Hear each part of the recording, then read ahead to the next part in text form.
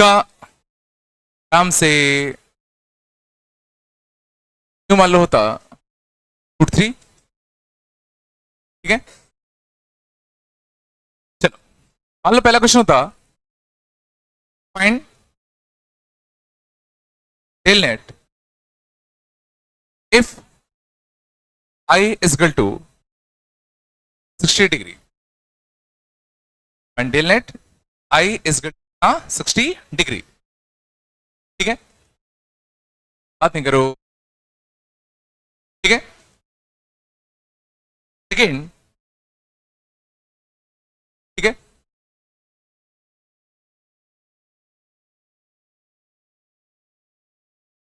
Dot या फिर ऐसे करो find del in terms of I, find del terms of आई।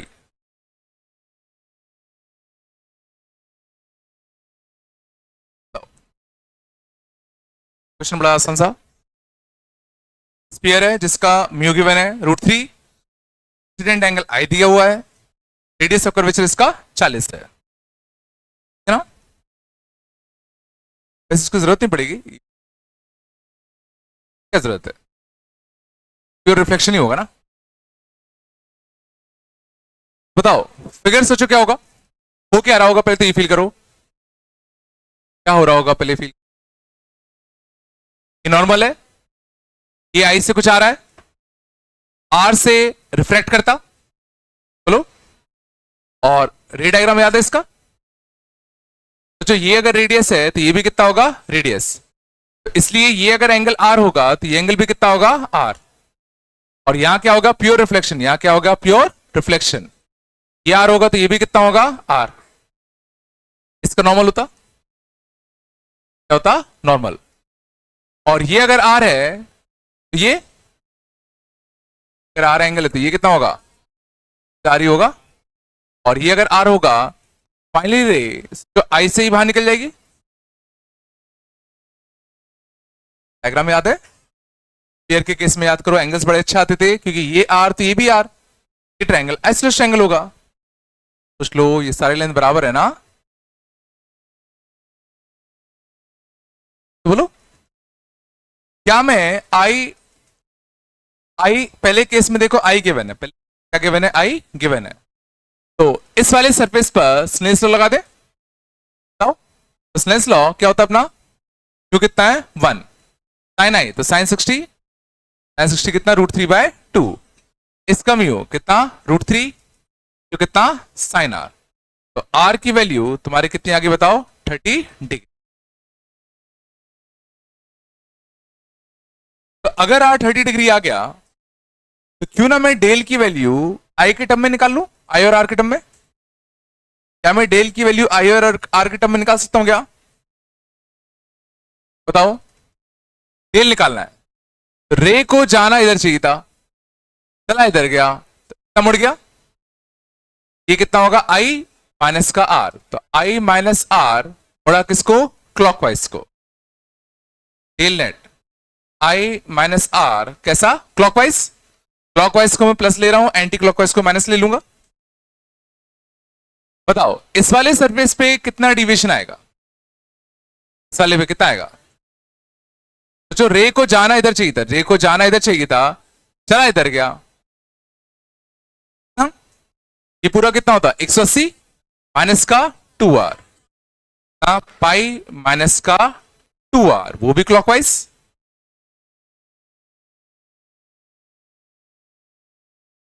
इस वाले पे क्या होगा,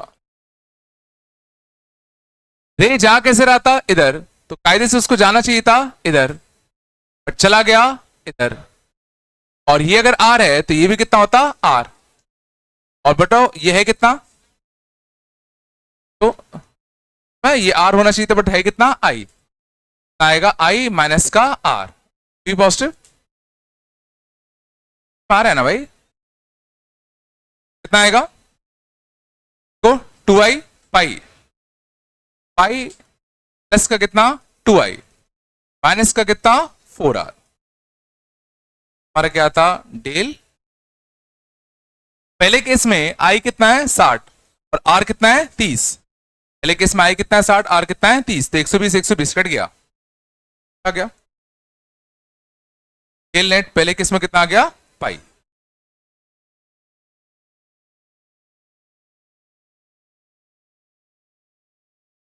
पढ़ाया।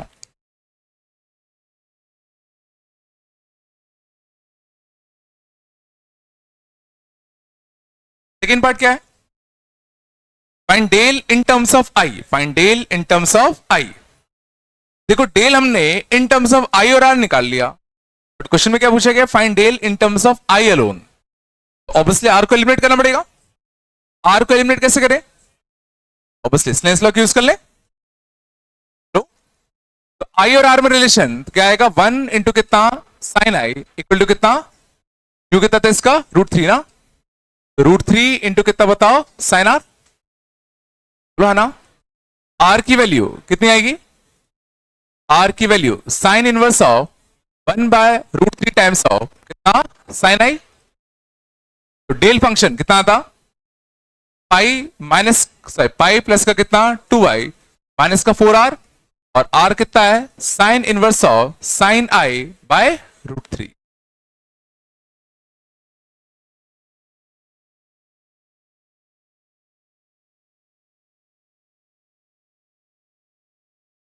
क्या तो बोलो रे,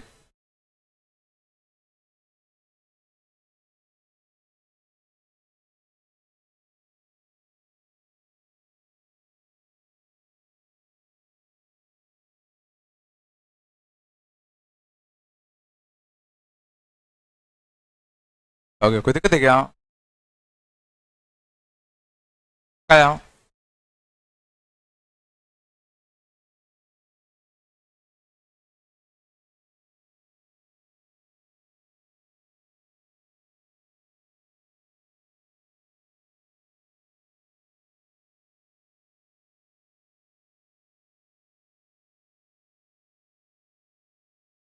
आया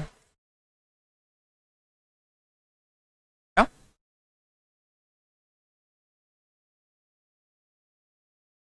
बात कम करो।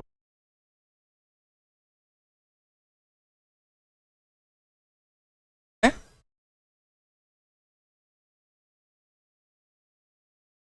लिखना शांत, देखिए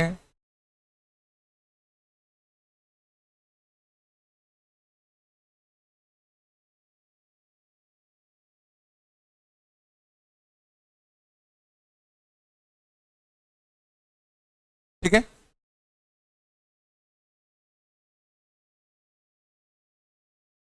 मान लेता फाइंड बस म्यू फॉर विच एवरी रे,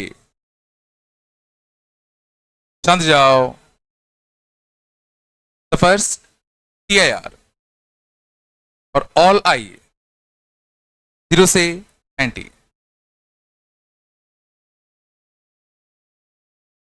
range of mu for which every ray suffers TIR और all I 0 से लेके 90, एयर मान लो, एयर मान लो।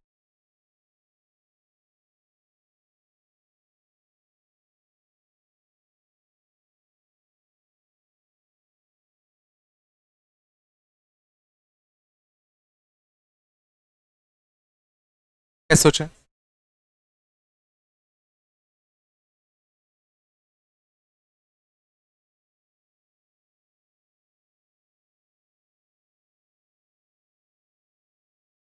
रेंज बतानी है ताकि कोई भी आई में रखूं सारी रे TIR सफर करे। याद करो पिछली क्लास में हमने कुछ डिस्कस किया था इसके बारे में, इसके बारे में मैंने बताया था क्या, बेस्ट केस ऑफ TIR और वर्स्ट केस ऑफ TIR क्या था, बेस्ट केस ऑफ TIR कौन सा था, बेस्ट केस ऑफ TIR इस केस में कौन सा था, वो तब सोचो, ये सोचो कुछ ऐसे एंटर कर रहा था, जब रे कुछ ऐसे एंटर करेगा मतलब आई की वैल्यू क्या होगी, सोचो 0। आई के लिए 0 होगी तो सोचो इसकी वैल्यू भी कितनी होगी, 0। याद करो θ1 प्लस θ2 क्या था, π/2 था। याद करो θ1 प्लस θ2 क्या था, 90 था। मानते हो? TIR कब होगा, जब θ2 बड़ा होगा। TIR कब होगा, जब θ2 बड़ा होगा, मतलब θ1 कैसा होगा, छोटा।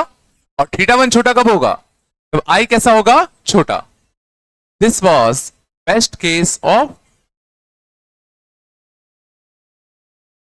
आराम से मैं कैसे सोचना है, ये आई है तो ये θ1 होगा तो ये कितना होगा, θ2। मानते हो TIR होने के लिए θ2 बड़ा होना चाहिए, और इन दोनों का सम कांस्टेंट है तो ये बड़ा कब होगा, जब ये छोटा होगा। और ये छोटा कब होगा, जब ये छोटा होगा।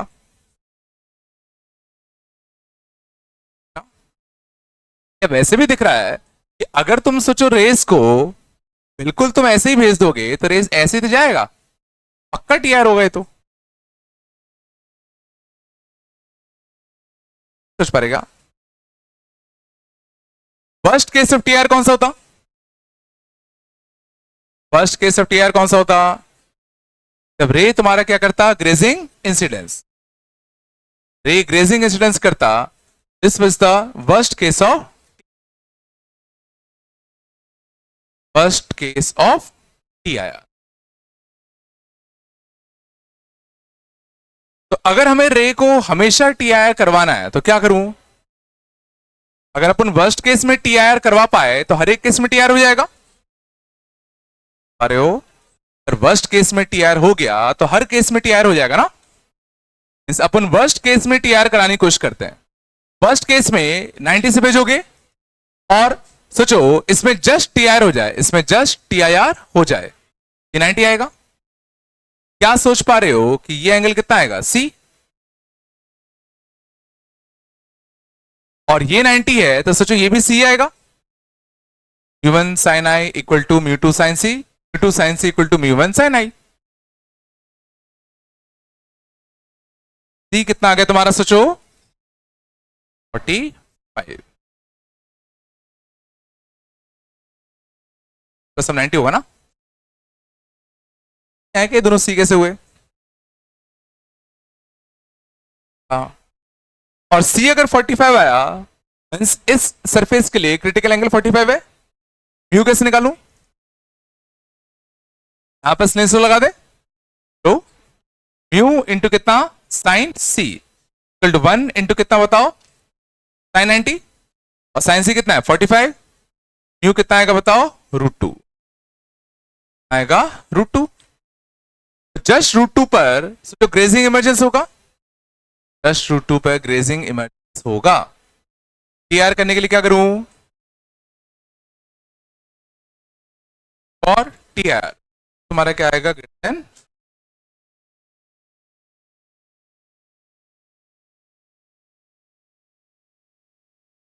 अगर अपन म्यू √2 से बड़ा रख दें, तुम इंसिडेंट लाइट कैसे भी भेजो, किसी भी एंगल से भेजो, हमेशा TIR करेगा।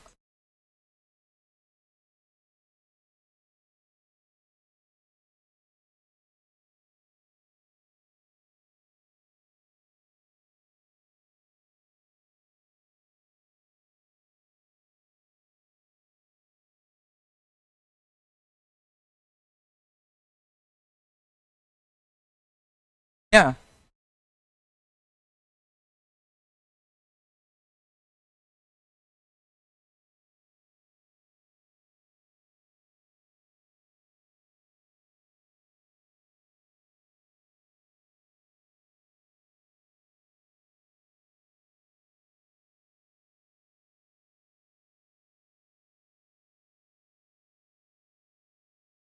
आ गया, बोलो रे,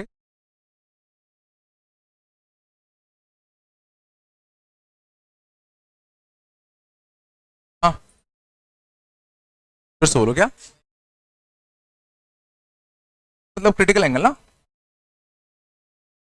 क्या कि रेजिंग इमरजेंसी केस है ना, रेजिंग इमरजेंस कब होता है, क्या होता है, क्रिटिकल होता है।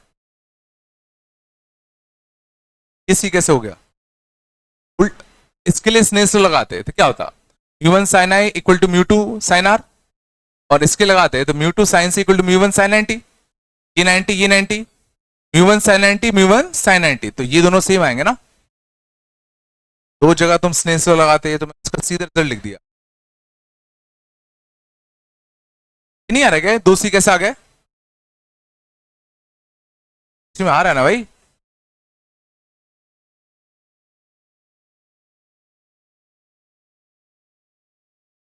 तो देखे दोस्तों,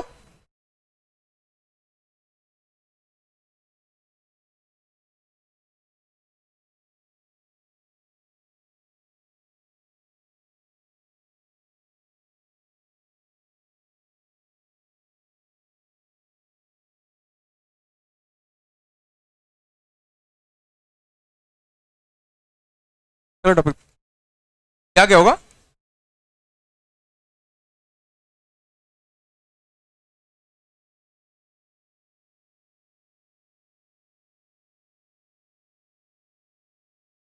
अगले लिखना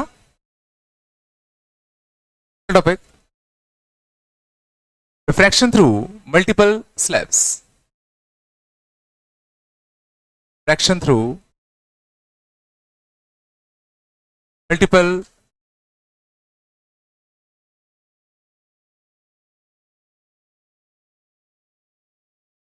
ये तुमने देख लिया कि अगर एक सरफेस मिलेगा तो उसमें रिफ्रैक्शन कैसे करेंगे। अब हम बात कर रहे हैं कि अगर मल्टीपल स्लैब्स अगर आ जाए तो रिफ्रैक्शन कैसे होगा, और करना चाहिए। ठीक है, तो मान लो पहला सरफेस होता S1 S2 और S4। मान लो इस सरफेस पे रे आ रही है कुछ आई एंगल से, और से देखना, और मान लेते हैं सरफेस S1 में कुछ रिफ्रैक्शन हुआ और कितने एंगल चली गई? मान लो थीटा 1 से, थीटा 1 से, और करो अच्छे से। अब जब वो सरफेस 2 से टकराएगा तो सरफेस 2 का नॉर्मल ये होगा।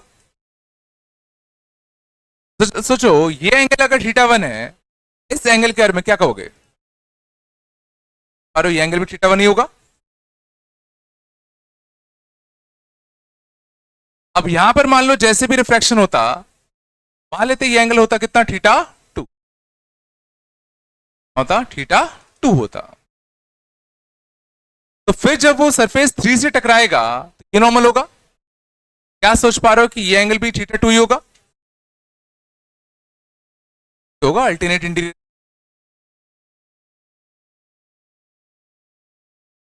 फिर मान लो ये टकराता, फिर रिफ्रैक्ट होता, मान लेते ये एंगल कितना होता? थीटा 3। सोचो ये एंगल भी थीटा 3 होता। लास्ट में मान लेते हैं कुछ थीटा 4 से बाहर निकलता।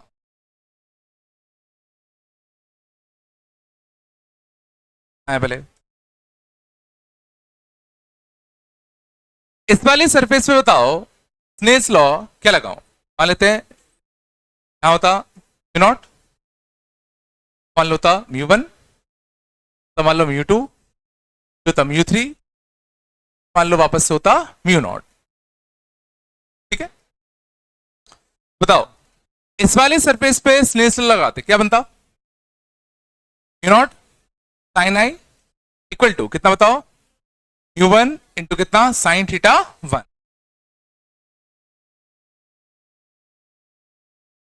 इस वाले सरफेस पे स्नेल्स लॉ बताओ, इस वाले सरफेस पे स्नेल्स लॉ क्या आएगा बताओ? 1 साइन थीटा 1 इक्वल टू कितना? Mu 2 sine theta 2। इस वाले सरफेस पे स्नेल्स लॉ बताओ, तो रे कहां से आ रही है? म्यू 2 से, कितने एंगल से? Theta 2, mu 2 sine theta 2। तेरे को जा रही है म्यू 3, कितने एंगल से? थीटा 3। इस वाले सरफेस पे स्नेल्स लॉ रे कहां से आ रही है? म्यू 3 से, एंगल थीटा 3, 3, बात कम करो, sine theta 3 equal to mu not sine theta 4। शायद तुम्हें कुछ अच्छा दिख रहा होगा। तो जो ये इसके बराबर है और ये इसके बराबर है, ये इसके बराबर है और ये इसके बराबर है, ये सीधा इसके बराबर है और ये अगर इसके बराबर है तो जरा सोचो, ये भी म्यू नॉट, ये भी म्यू नॉट, तो साइन आई इक्वल टू कितना, साइन थीटा 4। सोचो थीटा 4 और कुछ नहीं आई ही होगा।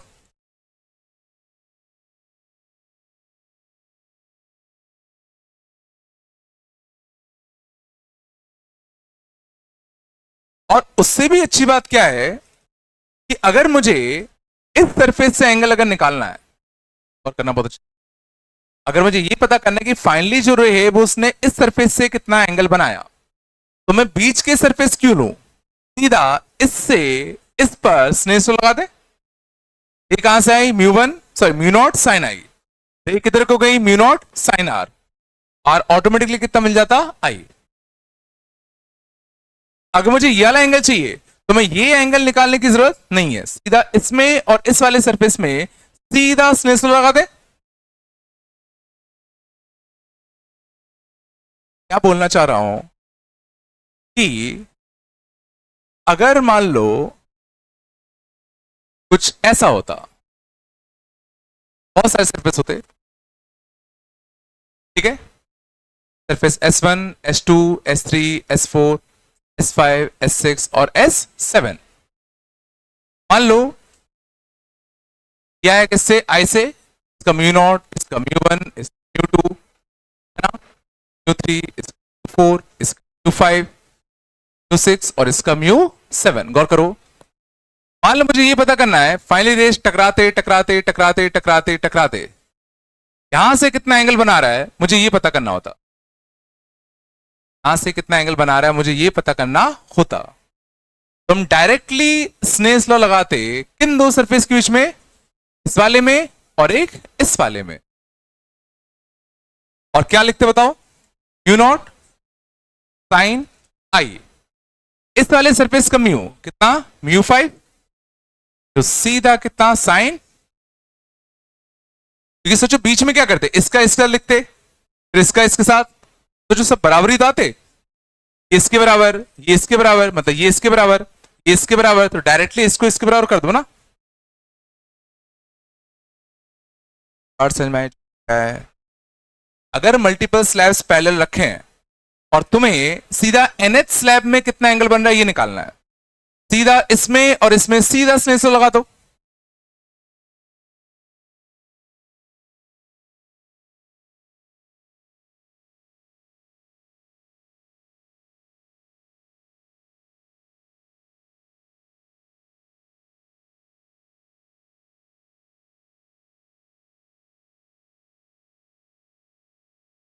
बात है, हम डायरेक्टली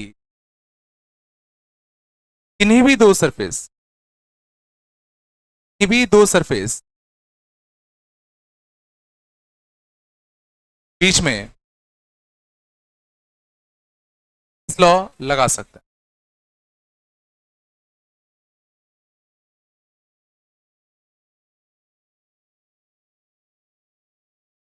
भी दो सरफेस के बीच में डायरेक्टली स्नेल्स लॉ लगा सकते हैं।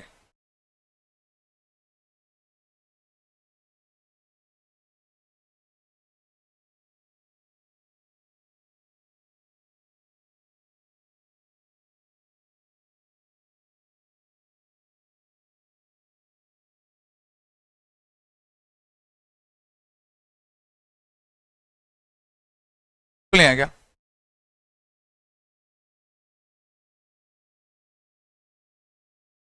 आ गया?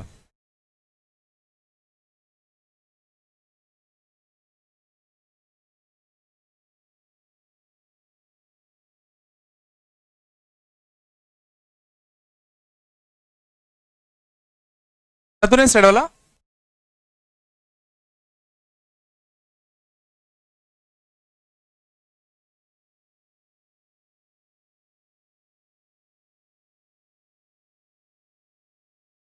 आया, ठीक है।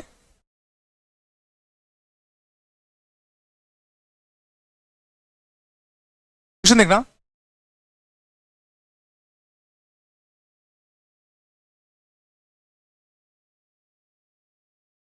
इसका म्यू मान लो 1 होता, 0.1, 0.2, 0.3, 0.4, 5, 0.7, ठीक है। ये मान लो इस वाली सर्विस पर आ रही है,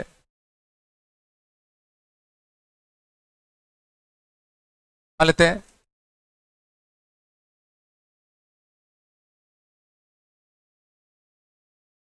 आ रही है, मान लो 50,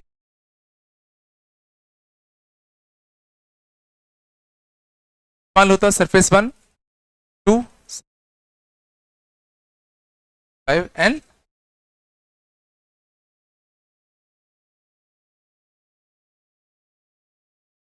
पहला क्वेश्चन मान लो था find angle made bye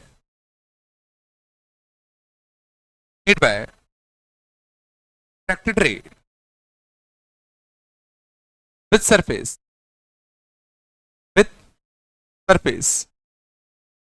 S6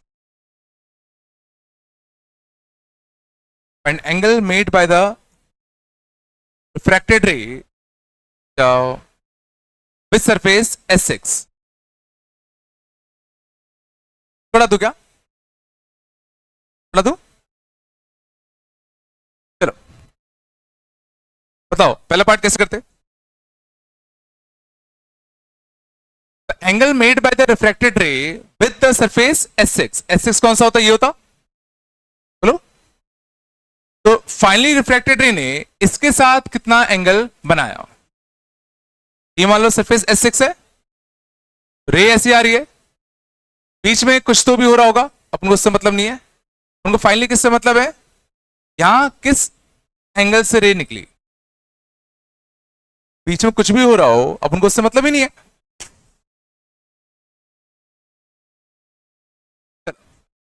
क्या करें बताओ, तो 1 इंटू सीधा इसमें और इसमें सीधा स्नेसर लगा दे, 1 इंटू कितना बताओ, साइन 53 डिग्री, जाओ, इसका म्यू कितना है, इसका म्यू कितना है 1.6 इंटू कितना साइन थीटा, बस शांत जाओ यार, ये कितना आएगा 4/5, आराम से, ये कितना आएगा 16/10, 16/10, 8/5, एंटर कितना आ गया 1/2, एंगल कितना बनाएगा 30 डिग्री।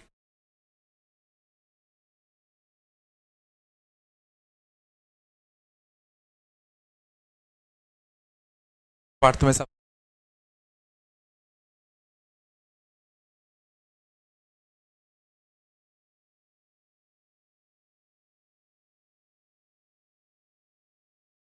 लगा,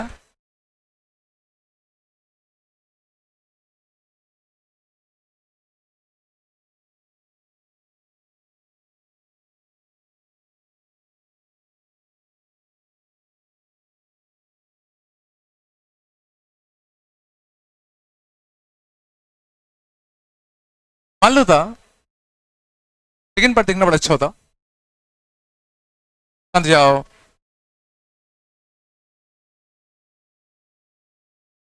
सेकंड पार्ट देखना,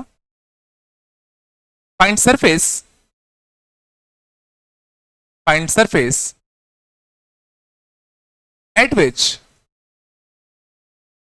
at which tail net, find surface at which tail net just crosses 30 degree.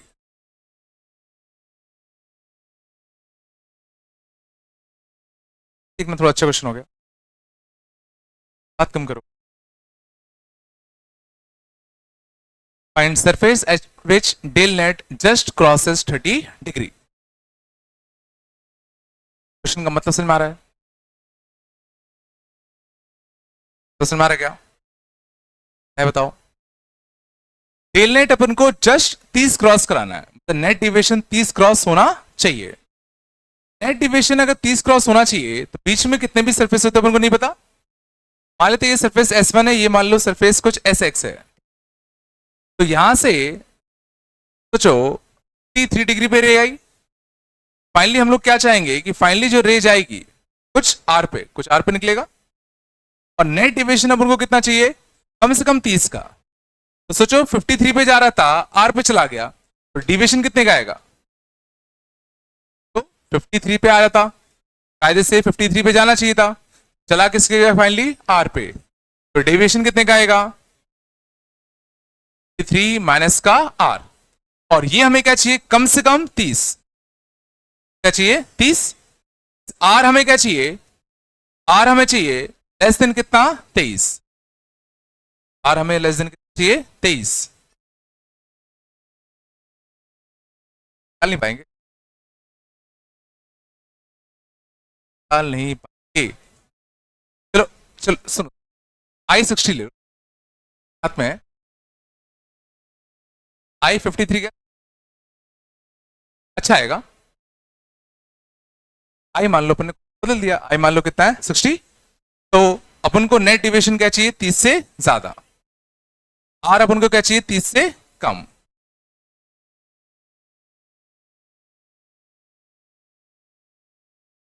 क्या? तो अब हमें जस्ट वो सरफेस बताना है जिसपे नेट डिविएशन 30 या उससे ज्यादा हो गया होगा। क्या करूं? जस्ट बाउंड्री केस के सॉल्व कर ले। मान लेते हैं कि रिफ्रैक्टिव एंगल मान लेते हैं 30 होता। बाउंड्री केस क्या होता? जब आर कितना होता? 30। देखते हैं R30 किस म्यू पे आता। R30 किस म्यू पे आएगा? क्या करूं बताओ? 1 इंटू कितना बताओ? साइन 60 म्यू इंटू, तो म्यू अपन को नहीं पता है ना, तो कितना बताओ? साइन 30। बोलो। तो यहां से कितना आता? √3/2 इक्वल टू कितना? म्यू इंटू कितना? 1/2। मींस जब म्यू की वैल्यू कितनी होती? √3। और करना, जब म्यू की वैल्यू √3 लोगे, एग्जैक्टली डिविएशन कितने का आएगा? 30 का आएगा।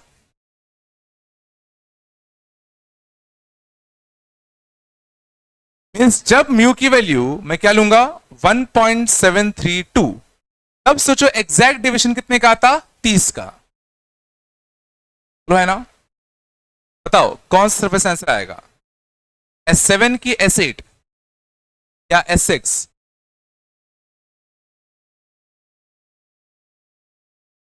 गौर करो, यहां 1.7 है, एग्जैक्टली यहां पर 1.7 अगर यूज करते तो सोचो यहां पर R 30 से ज्यादा होता। 1.7 पर R की वैल्यू 30 से ज्यादा होता। एक्चुअली क्या चाहिए? R 30 से कम चाहिए ना। R अगर 30 से कम करोगे, ये अगर कम करोगे तो ये नीचे जाएगा। क्यों? सोचो √3 से बढ़ेगा ना। अगर हमें सोचो एंगल डिविएशन 30 डिग्री से कम चाहिए, 30 डिग्री से अगर ज्यादा चाहिए तो R 30 से कम होना चाहिए। ये चीज अगर 30 से कम होगी, ये वैल्यू घटेगी तो ये वैल्यू बढ़ेगी ना। म्यू एक्चुअली मुझे क्या चाहिए? √3 से ज्यादा। और एग्जैक्टली इस वाले सरफेस पे जब बात आएगी, इस वाले सरफेस पे म्यू कितना यूज करोगे? 1.7। तो इस पे काम बनेगा क्या?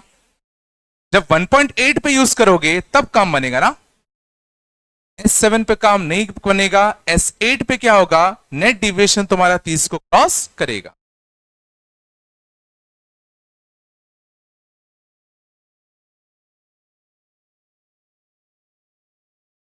सुनो अच्छे से, हमें डिविएशन क्या चाहिए? क्या चाहिए? 30 या 30 से ज्यादा। उसके लिए अपन को R क्या चाहिए? 30 से कम। तो मान लो ये अगर R होता, मान लो अगर ये क्या होता? R होता, √3/2 अपॉन कितना? साइन R टू क्या आता? अगर R एग्जैक्ट 30 होता तो म्यू कितना आता? √3। R एग्जैक्ट 30 होता तो म्यू कितना आता? √3। हमें क्या चाहिए? R 30 से कम। R 30 से कम जब होगा तो ये वैल्यू गिरेगी, ये वैल्यू बढ़ेगी। हमें म्यू क्या चाहिए सोचो, इसे तब ना काम बनेगा।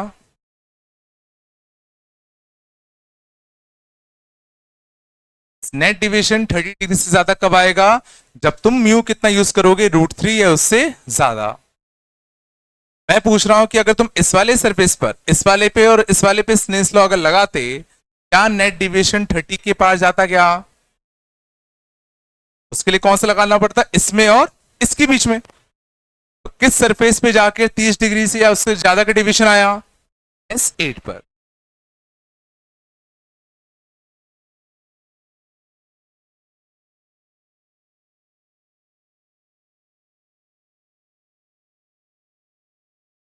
नहीं आ रहा होगा।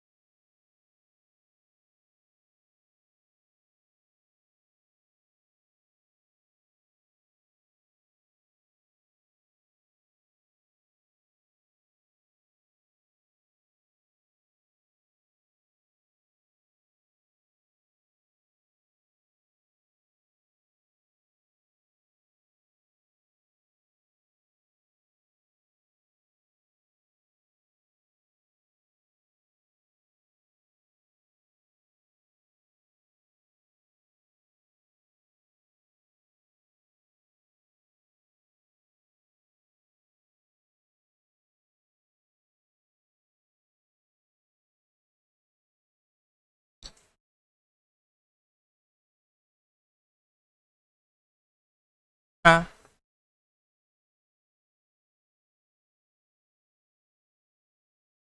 आ रहा है ना भाई।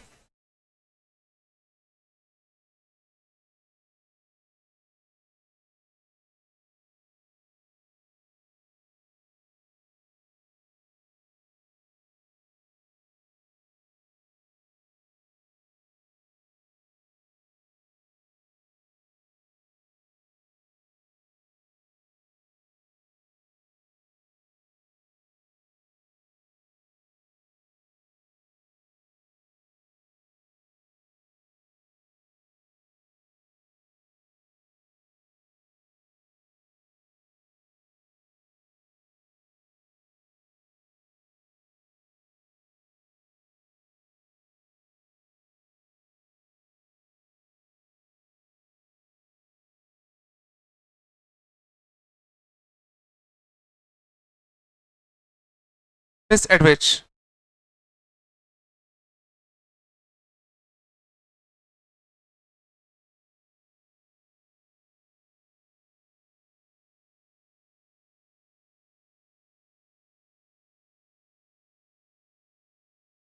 क्वेश्चन को फील करो, क्या इसमें टी आर हो सकता है, इस केस में टी आर हो सकता है क्या, नहीं हो सकता। ये सोचो म्यू कम होता जा रहा है, म्यू कम होता जाएगा तो अवे फ्रॉम द नॉर्मल जाएगा, और अवे और अवे। कभी ना कभी ऐसा एंगल हो सकता है कि जस्ट टी आर हो जाए। क्या करें, कैसे अप्रोच करोगे बताओ। जस्ट टी आर करवाना है तो बाउंड्री केस ले ले।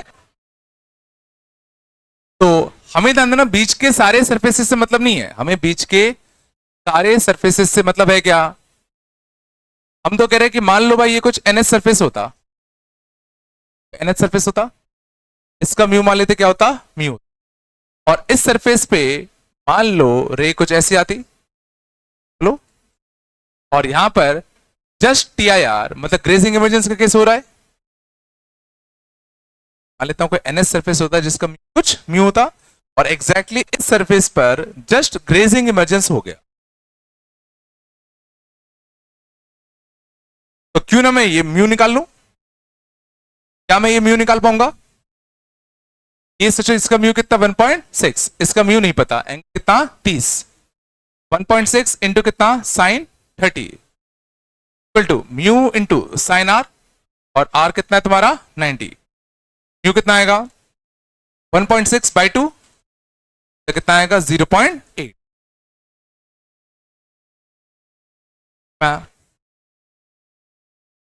अब 0.8 आया तो गौर करना, ये डॉटेड है मतलब आगे भी जा रही है। तो 0.8 अगर आया, जरा सोचो किस सरफेस पे होगा। 1.1, अगला कितना होता 1, अगला कितना होता 0.9। ठीक है, ये 1.1 है, इसका 1 होता, इसका 0.9 होता, इसका 0.8 होता, इसका। बताओ इस पे टीआर होगा कि इस पे टीआर होगा? इस पे टीआर होगा कि इस पे? इस पे, इस पे 4 है, S5, S6, S7, S8, S9, S8 की S9, S9 पर TIR होगा।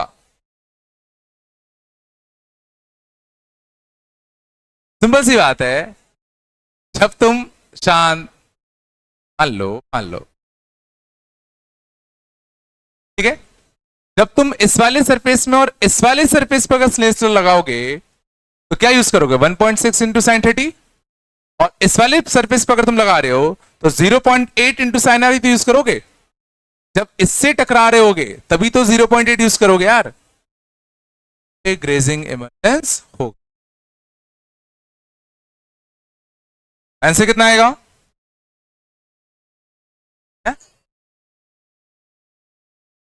आंसर क्वेश्चन क्या था? क्या था?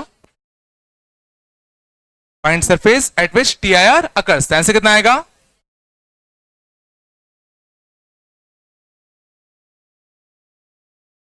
गौर करना, S8 पर तो ग्रेजिंग इमरजेंस हुआ ना,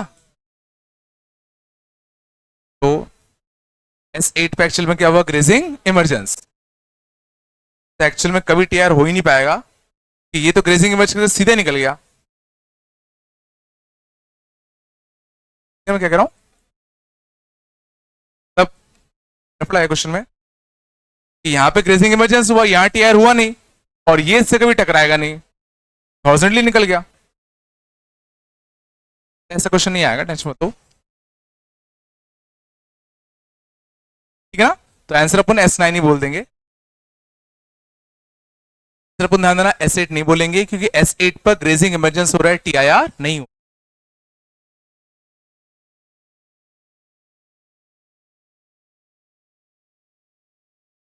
एग्जैक्टली आ गया। चलो आराम से, आराम से आया था। अच्छा मान लो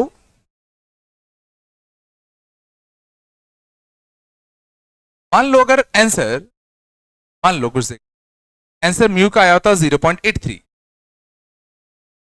मान लो कुछ 0.83 आया होता तो टीआईआर कहां होता? और करना 0.8 चांद, S8 पे कितना है? 0.8 है। लो, और S7 पे कितना है? 0.9 है। बात कम करो। अगर यहां पर कोई सरफेस होता, ये 0.9, ये 0.8, 0.83, यहां सोचो ग्रेजिंग इमरजेंस होता, मीन्स यहां तक आते आते पक्का फिर क्या हो जाता?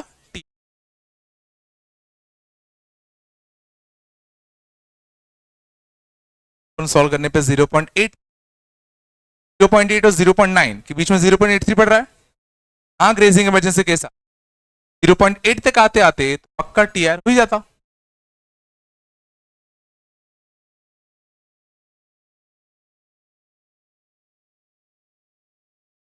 पहला केस आया,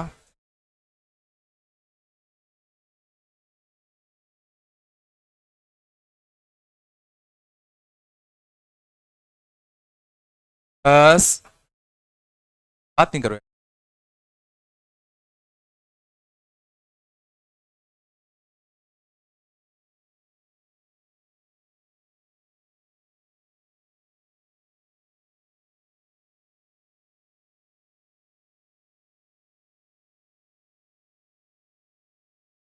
आ गया।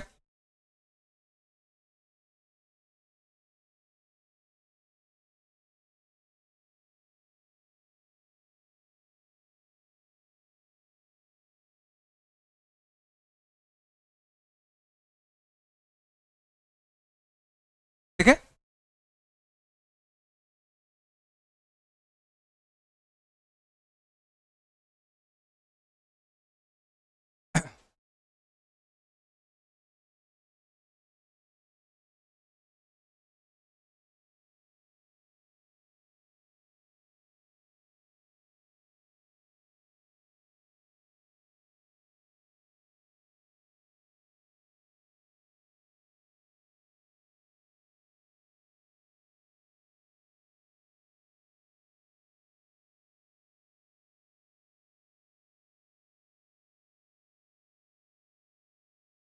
अगले दिन ना और अच्छा है।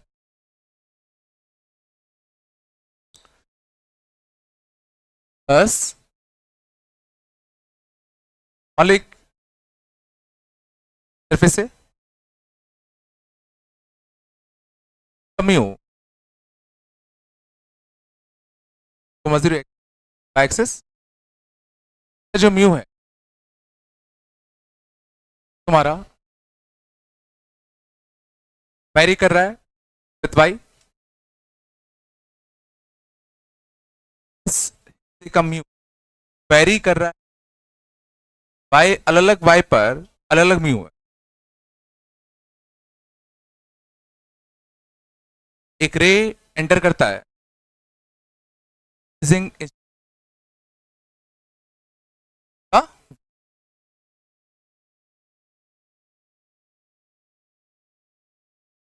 तो पहला part find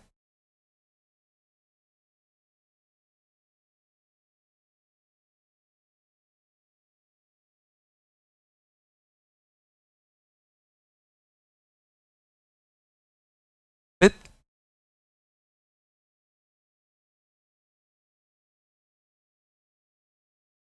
to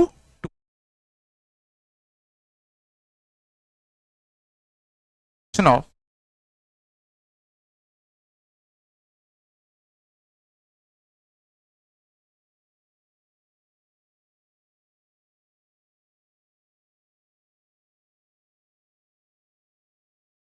path equation.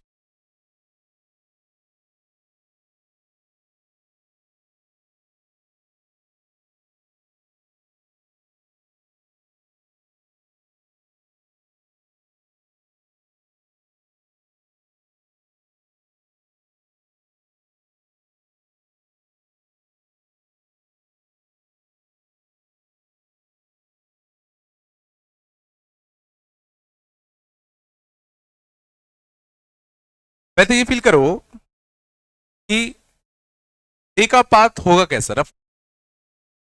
मैं तो ये बताओ ऊपर जाने पे म्यू बढ़ेगा कि कम होगा। भाई बढ़ाओगे ऊपर जाने पे तो और म्यू बढ़ेगा रे टुवर्ड्स द नॉर्मल जाएगा कि अवे फ्रॉम द नॉर्मल। मान लो उसको ये वाला सरफेस मिला फिर टकराया टुवर्ड्स द नॉर्मल बढ़ा फिर टुवर्ड्स द नॉर्मल। क्या सोच पा रहे हो ए का जो पाथ होगा कुछ कुछ कैसे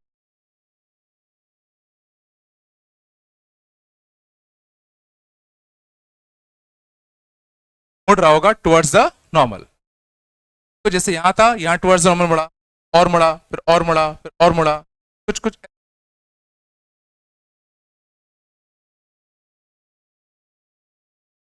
टुवर्ड्स द नॉर्मल।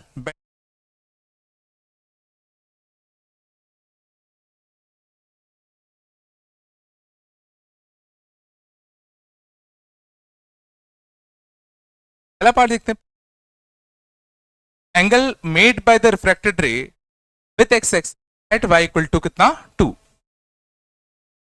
क्या करो बताओ eight Y equal to 2।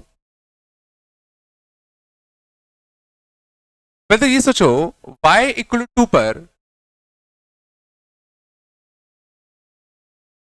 y equal to 2 पर मैं पतला सा स्लैब मान सकता हूं और इसका जो म्यू होता क्या होता under root of 1 plus Y और 1 प्लस वाई और इस हाइट कितना है 2। इस पॉइंट पर म्यू कितना होगा √3। एक किस एंगल से आई 90 से मुड़ते मुड़ते मुड़ते यहां पे से जो किस एंगल से बाहर निकलेगी तो ये तो निकालना है। एंगल मान लो कितना होता, आर। आर अपन निकाल सकते हैं 1 इंटू साइन, इस पॉइंट पे कितना हो गया √3। आर की वैल्यू कितनी, साइन इनवर्स ऑफ बाय √3। पहले पार्ट का आंसर कितना आएगा, angle made by the refracted ray with x axis. ये जो एंगल आया आर, ये सोचो वाई एक्सिस आते हैं तो ये वाला एंगल चाहिए। आंसर आएगा π/2 माइनस का साइन इनवर्स बाय होता है 1/√।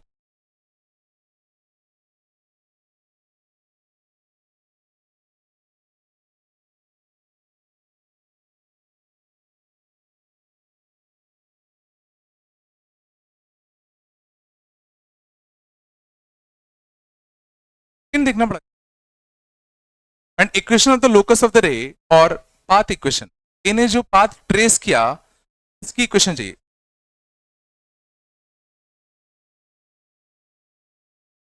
अब गौर करना, अंदर हम लोग क्या करें, हम लोग भी रैंडम हाइट पर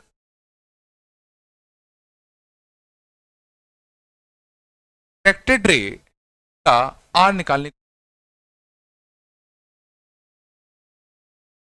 आर कितना, किसी भी वाई हाइट पर आएगा।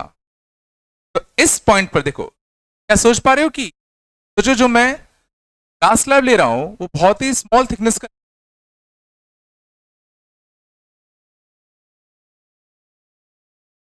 सोचो म्यू, सोचो वाई के साथ बदल रहा है। मैं मान सकता हूं इतने छोटे लेंथ के लिए मैं मान सकता हूं म्यू कांस्टेंट रहा होगा, वाई लेंथ के लिए मान सकता ना, पतले से टाइप का म्यू कांस्टेंट होगा। तो अगर ये सोचो 90 है और ये कितना आर है, और किसके पास चलिए वाई हाइट पर, वाई हाइट पर आर कितना आएगा 1 इंटू कितना 990, यहां पर म्यू कितना हो, रूट ऑफ कितना 1 प्लस का वाई।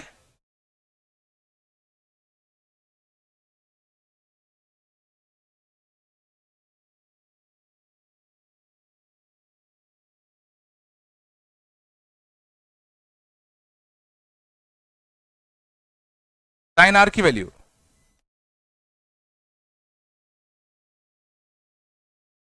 साइन आर की वैल्यू कितनी आ गई बताओ, 1/√1 प्लस का वाई।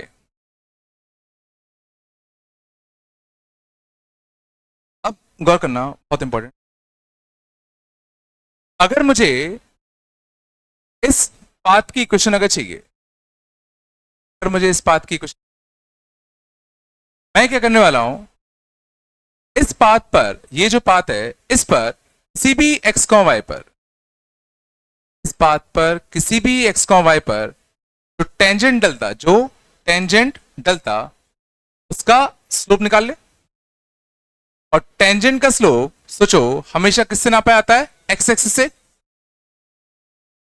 ये थीटा। तो इस पॉइंट पर टेंजेंट का स्लोप, इस पॉइंट पर टेंजेंट का स्लोप तो कितना आएगा tan थीटा, और थीटा को आर की टर्म में अगर मैं लिखना चाहूं तो कितना आएगा tan ऑफ 90 माइनस का, ये तुम्हारा कितना आएगा cot r।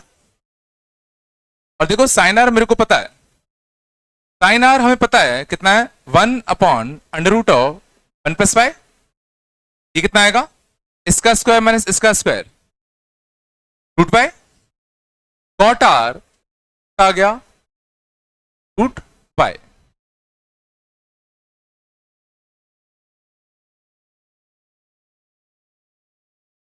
और किसी भी कर्व पर टेंजेंट का स्लोप माने क्या होता है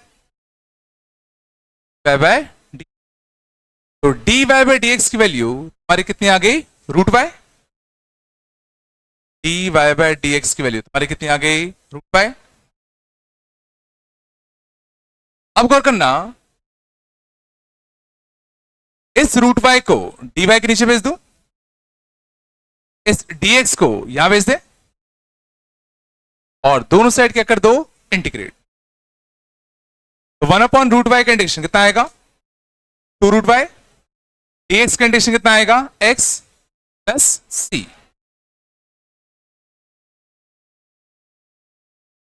और ये जो अपना रे था वो सोचो एक फिक्स पॉइंट से पास कर रहा है, 0,0 से। 0,0 इसको सेटिस्फाई करना चाहिए, और 0,0 इसको सेटिस्फाई करवाओगे तो सी पक्का कितना आएगा, 0। 2√y इक्वल टू कितना, x, y इक्वल टू कितना, x स्क्वायर बाय।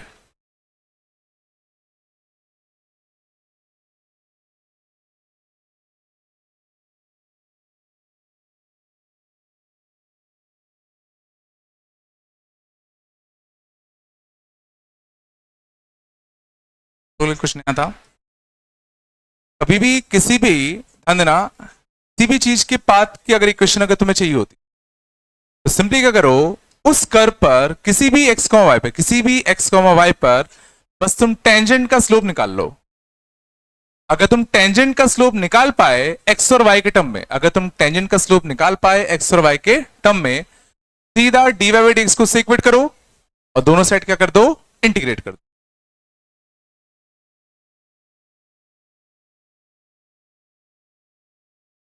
ऐसे फील कर सकते हो ना, जैसे मान लो, समझ जाओ, किसी कर्व का dy बाई dx मान लो 1 है, किसी भी कर्व का dy बाई dx अगर मान लो 1 है, मैं क्या वो कर्व निकाल सकता हूं क्या, सीधा इसको साइड भेजो, तो से इंटीग्रेट कर दो, y इक्वल टू कितना, x प्लस का c। ये बात है, देखो इस कर्व का dy बाई dx बनी तो था।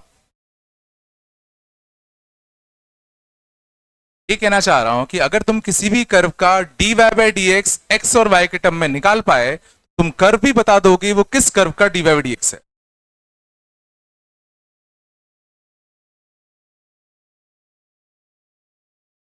आ रहा है, पिछले क्वेश्चन हो गया तुम लोग का, पिछले क्वेश्चन हो गया ना, अरे यार पढ़ा तो दिया था। ये तो था कि अगर तुम्हें dy बाई dx में डिफरेंशियल इक्वेशन अगर मिल जाए तो अपन कर्व निकाल सकते हैं।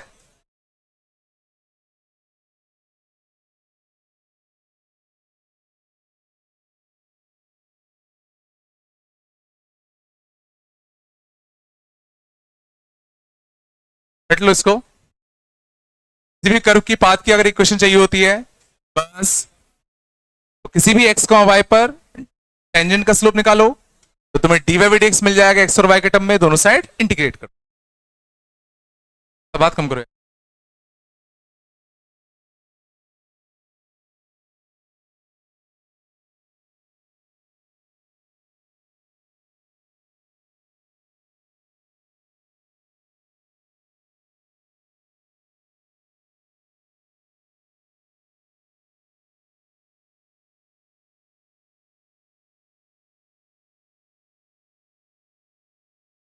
बिल्कुल नहीं है क्या,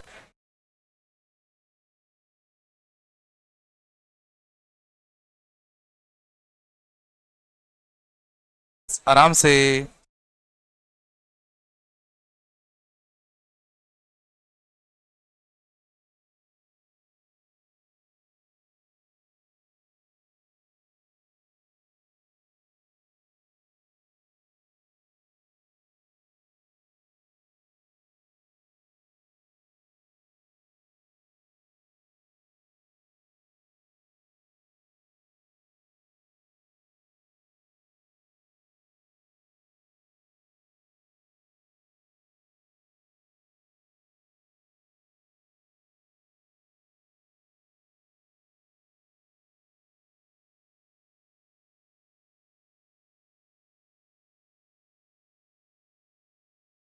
हो गया, बिल्कुल नहीं आ रहा क्या।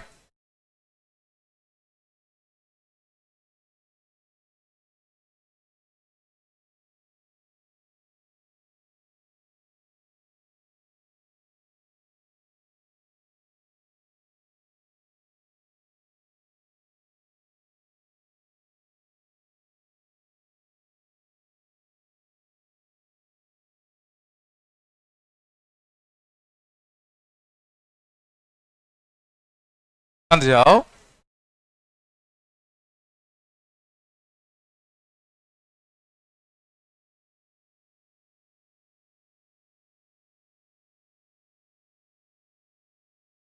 बात नहीं।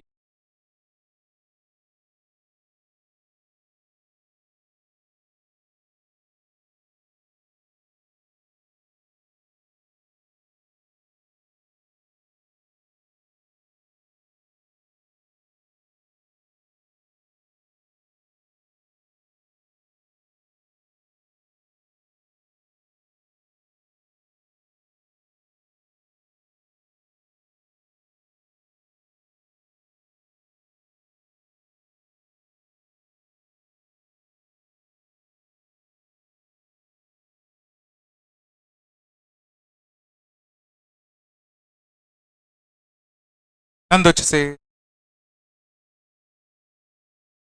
बात नहीं करो।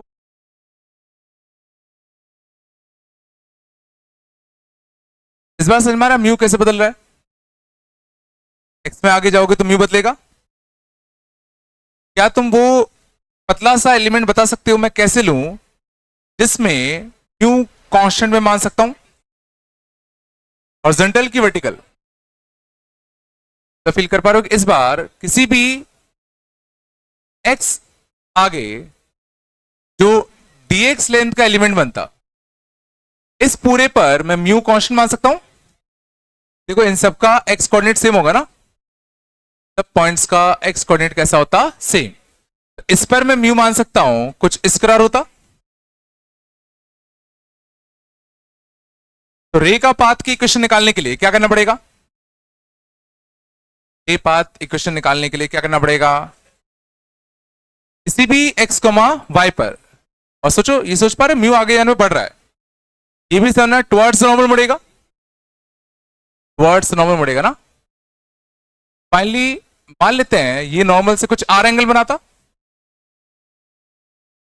फाइनली ये रे नॉर्मल से कुछ आर एंगल ही तो बना रहा होगा। क्या मैं ये आर निकाल सकता हूं? तो 1 तो एयर मान लेते हैं, 1 इंटू कितना? साइन 30। 1 इंटू कितना? Sine 30। Mu of this slab आएगा यू नॉट 1 प्लस एक्स, और इंटू कितना? Sine R. इंटू कितना? Sine are.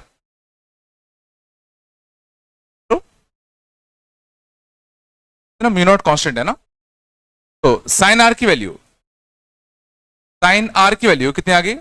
1/2 mu not 1 plus का एक्स आ गया। हमें इसके पाथ की इक्वेशन लिखने के लिए क्या चाहिए? किसी भी एक्स कॉमा वाई पे, किसी भी एक्स कॉमा वाई पर हमें टेंजेंट का स्लोप चाहिए। और सोचो टेंजेंट का स्लोप अगर ये हॉरिजॉन्टल से एंगल है तो d y by d x की वैल्यू जो और कुछ नहीं tan आर ही आएगा। D y by d x जो और कुछ नहीं tan ऑफ आर ही था। तो tan ऑफ आर, आर निकालना है अपन को, tan आर निकालना है। तो साइन आर कितना है? आएगा 1/2 म्यू नॉट 1 प्लस का कितना? एक्स है। देखो इसको कुछ कांस्टेंट ही मान लो मैं कुछ के लिए, कुछ कांस्टेंट ही तो होगा 2 म्यू नॉट के टाइम्स ऑफ कितना? 1 प्लस का कितना? एक्स। ये कितना आएगा? के square times of 1 plus x का कितना? होल स्क्वायर -1 आया। तो tan आर कितना आ गया? D y by d x, d y by d x हमारा कितना आ गया? 1/1 under root of k square times of 1 plus x का कितना? Whole square -1।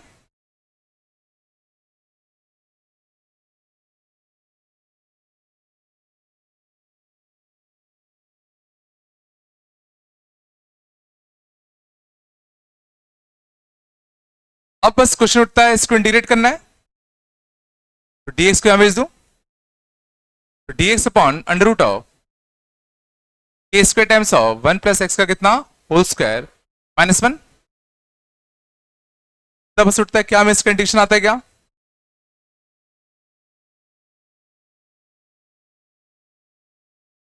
इसका इंटीग्रेशन आने के लिए तुम्हें इसका इंटीग्रेशन आना चाहिए, 1/x² - a²।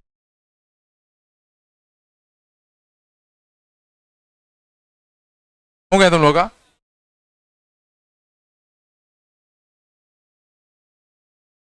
कितना आता है इसका?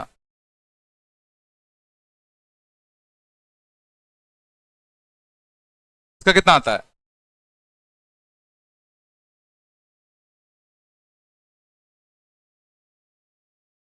ये आता है। tan इनवर्स किसका आता था?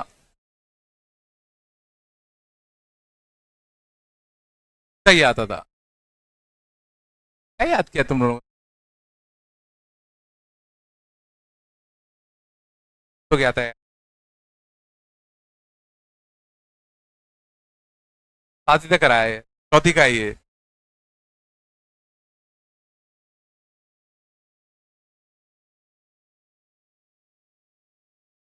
मैथ्स की बात चल रही है, मैथ्स में हुआ है ये।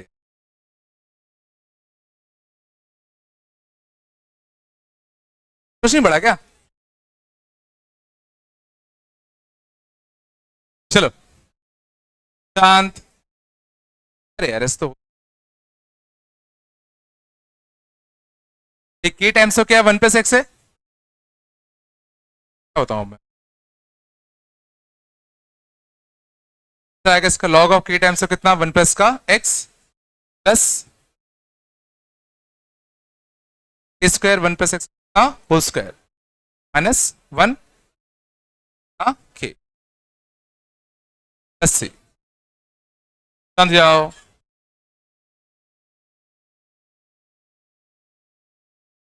लिख लो, ये नहीं आया।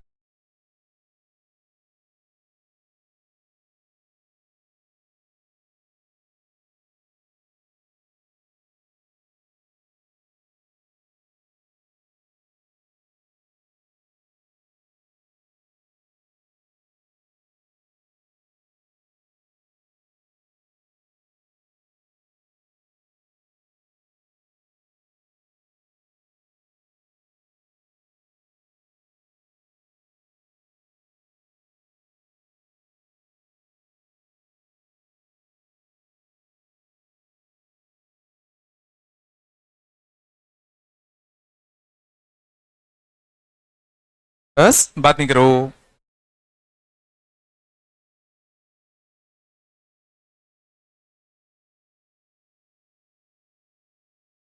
थोड़ा बताया आराम से।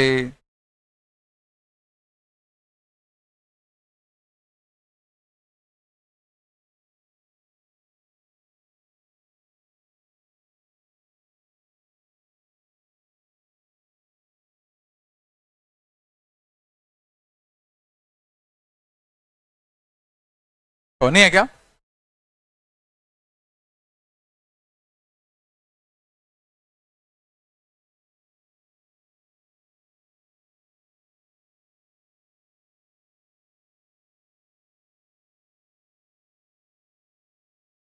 आराम से बात कर रहे हो। कितना कर लोगे? पाओगे नहीं कर पाओगे? लॉजिक से मैं रे की इक्वेशन लिखने के लिए क्या करते हैं? बस डी वाई डी एक्स निकालने की फोकस करो किसी भी x, y पर।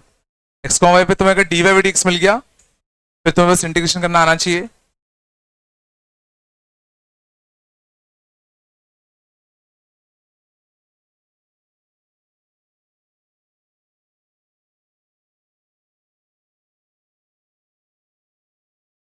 कब ले गया? क्या?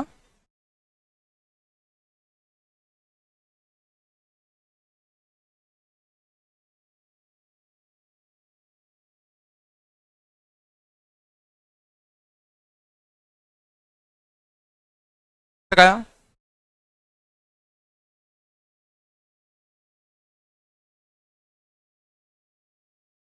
और करना थोड़ा सा लगा के ना। मैंने वो बता दिया था शायद ना। बस बात नहीं करो। क्यों हम कैसे डिफाइन करते थे?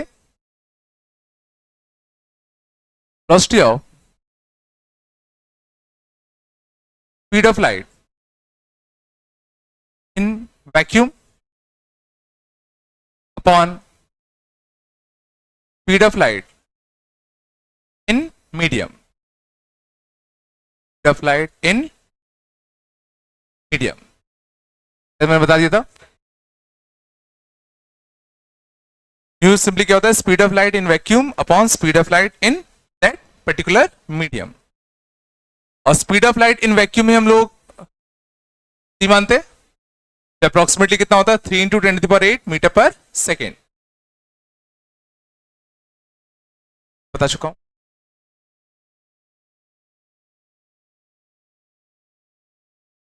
ना शायद मैं रिलेटिव म्यू बताया था.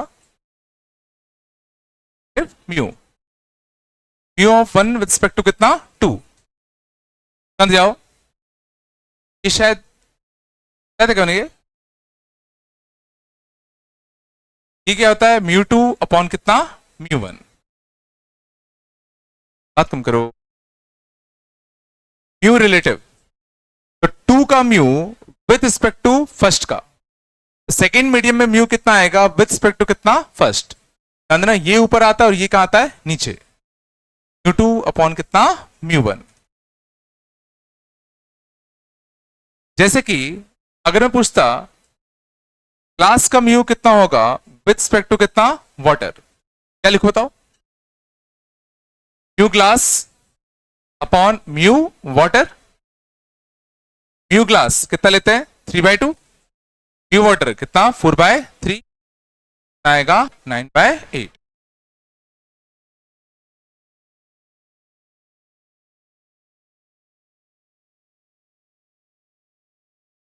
शायद ये भी समझ में आ जाए कि mu of B with respect to A into mu of C with respect to B into mu of D with respect to C, nothing but mu of D with respect to ए.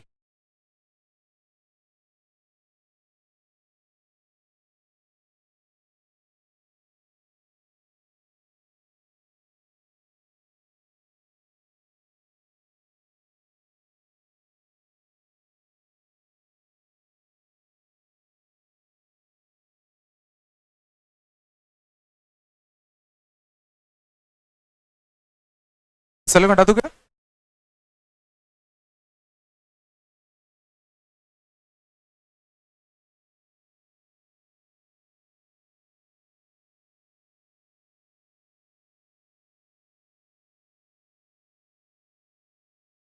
समझ जाओ.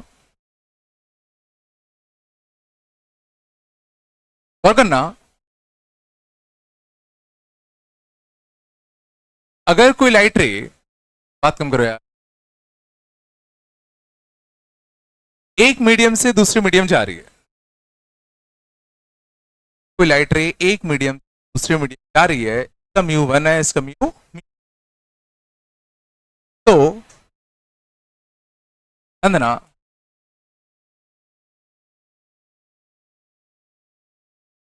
इसका wavelength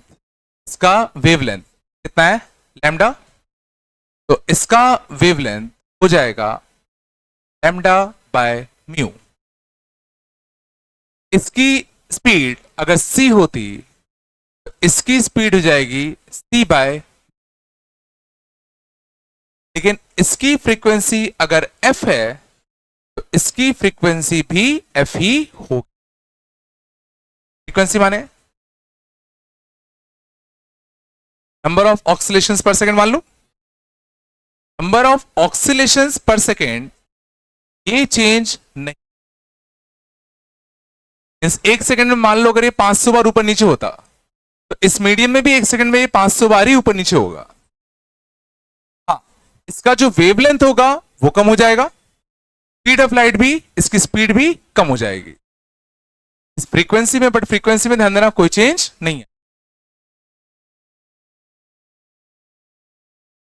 ना. यहां से अगर तुमने 20 waves अगर भेजी एक सेकंड में, यहां भी सोचो एक सेकंड में 20 वेव्स ही तो क्रॉस होंगी, थोड़ी एक दूसरे के अंदर चली जाएंगी. हाँ, उनके लेंथ बिल्कुल बदल जाएंगे. लेंथ बदल गया, इसका स्पीड बदल गया.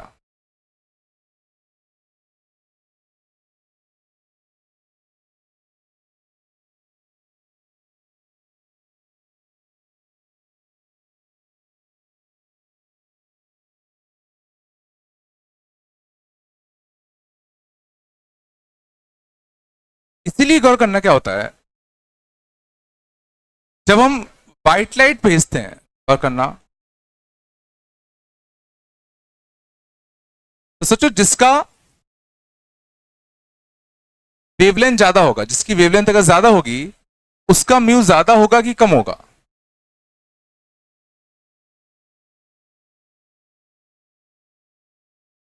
ज्यादा होगी, उसका म्यू कम होगा।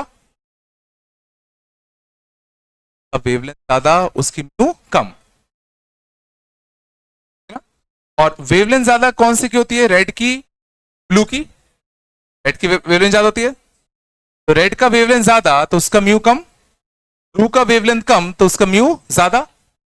तो जरा सोचो, अगर व्हाइट लाइट को हम किसी एक मीडियम से किसी दूसरे मीडियम में अगर भेजें, क्या सोच पा रहे हो कि रेड कुछ इधर आएगा, शिफ्ट योर, क्या होगा? तो ना, हम व्हाइट लाइट को अगर भेजते हैं, अंदर ब्लू लाइट में ज्यादा डिविएशन आएगा एज कंपेयर टू कितना? रेड। रेड कम डिविएट होगा, ब्लू कुछ ज्यादा डिविएट होगा। इसका वेवलेंथ ज्यादा है तो इसका म्यू क्या होगा? रिलेटिवली कम होगा एज कंपेयर टू कितना? ब्लू। ब्लू का म्यू ज्यादा, तो जो म्यू में जितना ज्यादा डिफरेंस होगा उतना नॉर्मल की तरफ ज्यादा बेंड होगा ना।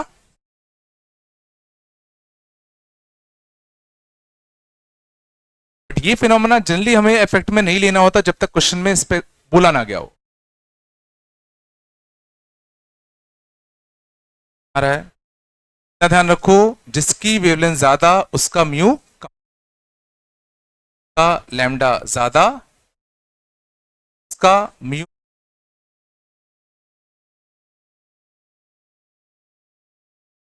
तो ब्लू लाइट ज्यादा डिविएशन शो करेगा, रेड लाइट कम डिविएशन शो करेगा।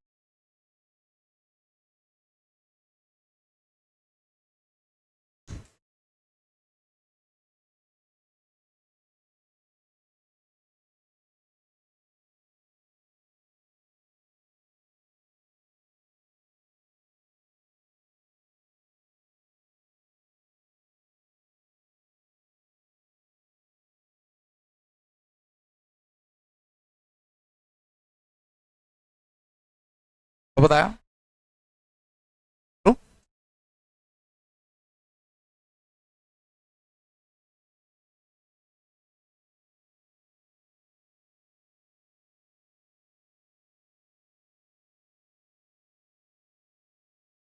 हाँ, तो हो गया था डिस्ट्रिक्ट,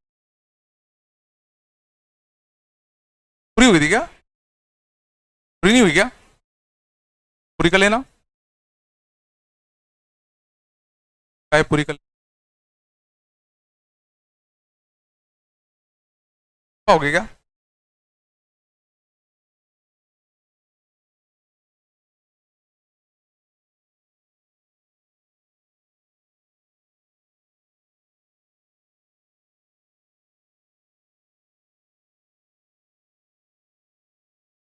हिस्ट्री 6 में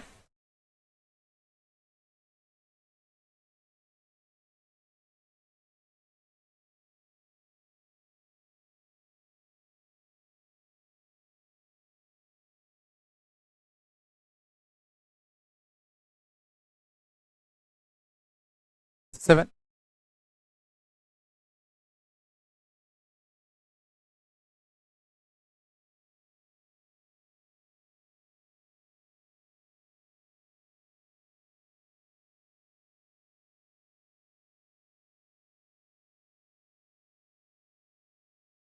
तो क्वेश्चन है, क्या कर लो चलो।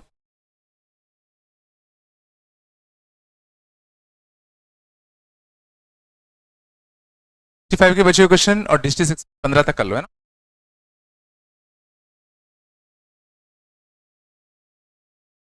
ओके,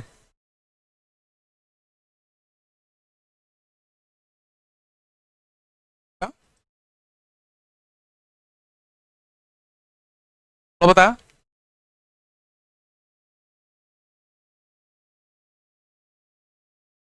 कल अपन ऑप्टिक्स से करेंगे।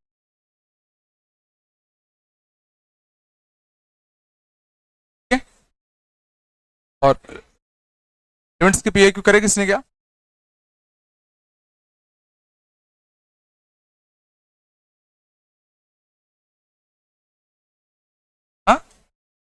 बन रहा है, बन रहे, हाँ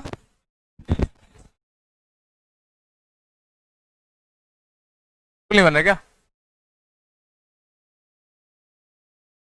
क्या दूर से बोलो, बोलना होता है तो करके लाओ, फिर डिस्कस करते हैं, है ना? इस तो आज ही है, कल नहीं होगा, कल लेना 2-3 दिन बाद, फिर और करते हैं ना।